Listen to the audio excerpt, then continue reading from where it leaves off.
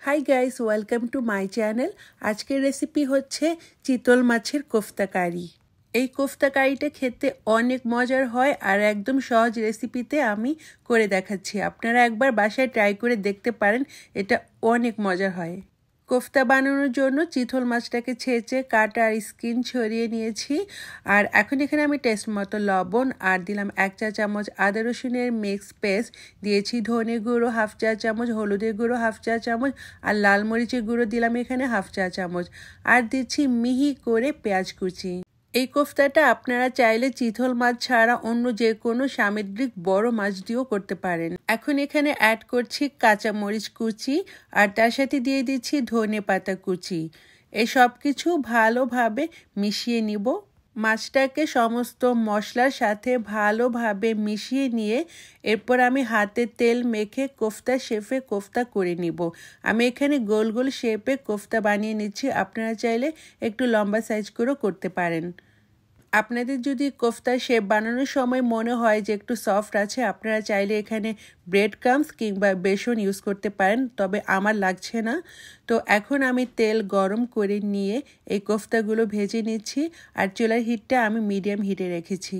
কোফতাগুলো একদম কড়া করে ভাজা লাগবে না, 2 সাইড মোটামুটিভাবে হলেই হবে।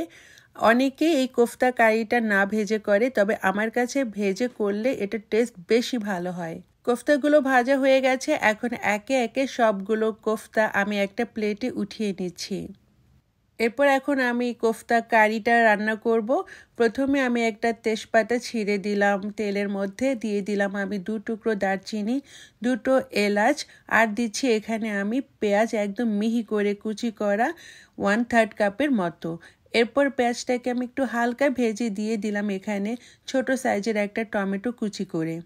এখন এখানে অ্যাড করব আমি লবণটা টেস্ট মতো দিয়েছি, আর দিচ্ছি এখানে 1 চা চামচ আদা রসুনের মিক্স পেস্ট, 1/2 চা চামচ ধনে গুঁড়ো, 1 চা চামচ হলুদের গুঁড়ো, 1 চা চামচ লাল মরিচের গুঁড়ো। এই সব কিছু মশলা আমি ভালোভাবে ভেজে একটু কষে নিব। মশলাটা কষতে কষতে টমেটোটাও সফট হয়ে যাবে।